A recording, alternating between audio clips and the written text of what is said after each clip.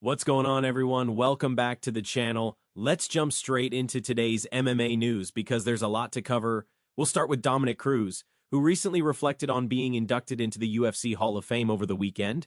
Cruz described the moment as feeling almost identical to winning the belt again, even if only for a brief time. He explained that standing at the top of the arena near the Paramount desk, while everyone looked up at him, brought back a flood of memories. That vantage point reminded him of moments earlier in his career, including the time he was preparing to fight Cody Garbrandt and they were speaking to each other from the top of the arena.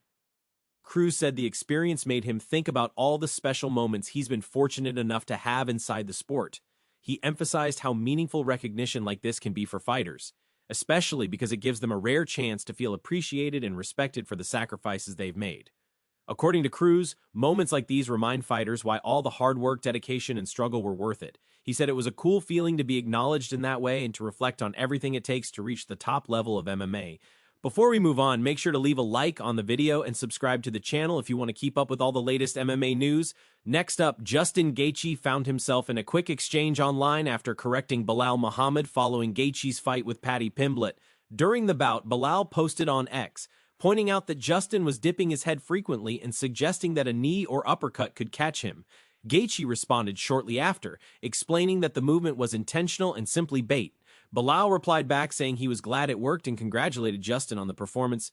The short exchange caught the attention of fans online, with many praising Gaethje for his fight IQ and ability to draw reactions and mistakes from his opponents. The interaction added another layer of discussion around Gaethje's approach inside the cage and how calculated his style can be despite the chaos of his fights. Moving on to another story, Kamaru Usman weighed in on Sean O'Malley's push for a title shot against Petr Yan. Usman made it clear that while Sean is talented and extremely popular, he believes one more win is necessary before jumping back into title contention. According to Usman, earning another victory would strengthen Sean's case and ensure he gets back to the top the right way. Usman then outlined two matchups that he believes make perfect sense for Sean at this stage.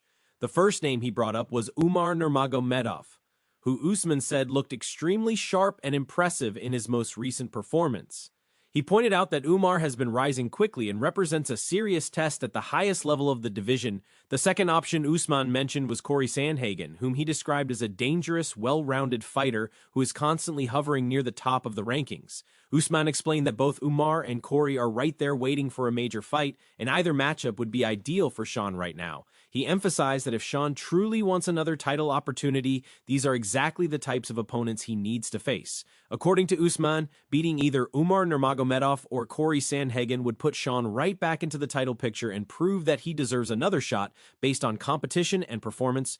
Next, Israel Adesanya shared his thoughts on the Justin Gaethje versus Paddy Pimblett fight, comparing it to the legendary Forrest Griffin versus Stephan Bonnar matchup. Adesanya praised Gaethje, saying he understood exactly what kind of moment the fight was and showed respect for how it played out. He also gave credit to Paddy, calling him a good fighter who pushed the pace and delivered an exciting performance. Adesanya said the event was perfectly timed, especially with the new Paramount deal bringing more eyes to the product. He felt the main event captured the same kind of energy that Griffin versus Bonnar did years ago, where the fight itself grabbed attention and kept fans locked in. According to Adesanya, the main event delivered exactly what fans wanted, maintaining excitement from start to finish. He also applauded Paddy for rising to the occasion and putting on a show under the spotlight. Adesanya noted that the fight reminded him of classic matchups where both fighters benefit from the moment, regardless of the outcome. He wrapped things up by giving Paddy a shout-out for his effort, toughness, and ability to entertain, saying performances like that are what keep fans talking long after the event ends. Moving along, Henry Cejudo gave his take on a debate that always gets fans fired up. Who has the more legendary UFC career, Justin Gaethje or Dustin Poirier? Cejudo admitted right away that he didn't like the question because of how great both fighters are, but he didn't hesitate to give his answer. According to Cejudo, Justin Gaethje stands above the rest. Henry explained that while Poirier has had some losses that made fans pause, Gaethje's losses have always come against elite-level competition. He pointed out that Gaethje has never suffered a sloppy or forgettable knockout that would take away from his legacy. Every time Justin steps into the octagon, he delivers intensity, action, and excitement. Cejudo noted that the only time Gaethje was truly finished was against Max Holloway, and even then, he showed heart and toughness. He emphasized that there are no dull moments in Gaethje's fights, and that his consistency in delivering high-paced, memorable battles separates him from others. According to Henry, it's not just about wins and losses, but about how a fighter performs every single time they compete. He concluded that Gaethje's combination of skill, toughness, and showmanship makes his career truly legendary in the eyes of fans and fighters alike. Next, Dan Hooker opened up about how different his life could have been if he had focused on business instead of MMA.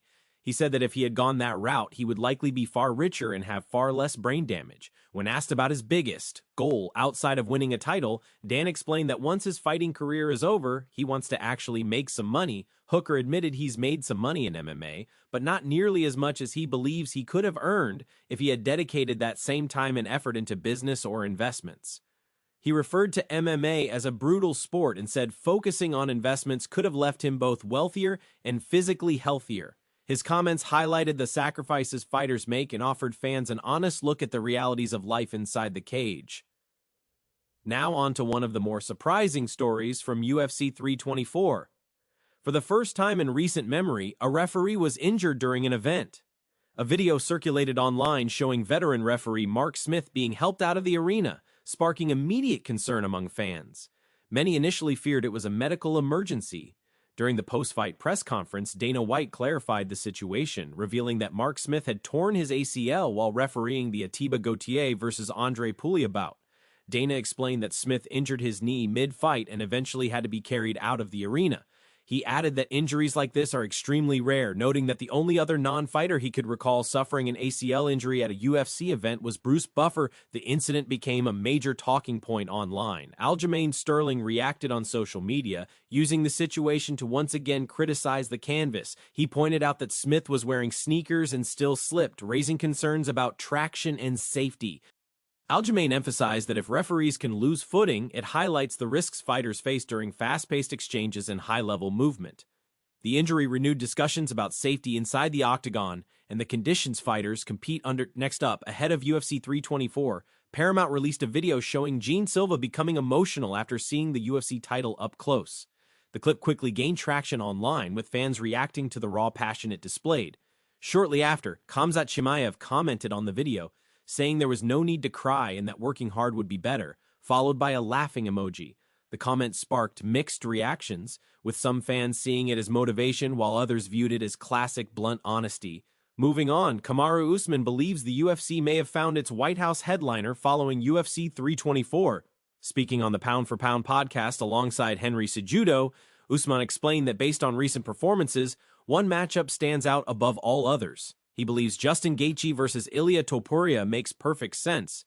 Usman said consistency and excitement should matter most when choosing a headliner for such a historic event. Henry Cejudo strongly agreed, saying that from a competitive standpoint, the matchup is the clearest option. He described it as the perfect picture, two dangerous proven fighters capable of delivering a fight that captures global attention. Henry also mentioned the symbolic value of Gaethje representing America at such an event, saying it would be a powerful moment. Next, Dana White spoke about Paddy Pimblett's durability following his fight with Justin Gaethje. Dana said he was blown away by Paddy's toughness, but felt his game plan wasn't ideal. He noted that despite getting dropped multiple times, Paddy never abandoned his belief that he could knock Gaethje out. Dana admitted he kept waiting for Paddy to attempt takedowns or submissions, but it never happened. Dana said he didn't realize Paddy had that kind of chin until that night. While he praised Paddy's heart and resilience, he emphasized that fighters need to make adjustments when things aren't working. Still, he concluded that the performance showcased Paddy's toughness and earned respect from everyone watching. Next, a UFC veteran appeared to expose some confusion surrounding Dana White's comments about secret bonuses before the Paramount deal. At UFC 324, Dana handed out $450,000 in newly introduced finish bonuses, with fighters receiving $25,000 each for finishes. Dana explained these bonuses replaced quiet payments that had previously been given behind the scenes.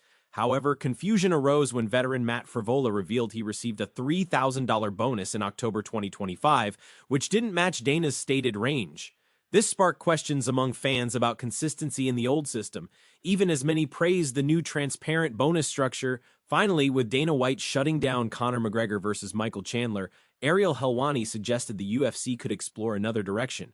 Ariel said there's a pay-per-view planned for July that could change everything, and the UFC may save Conor for that card. He explained that if Chandler doesn't happen, Paddy Pimblett could become a realistic option.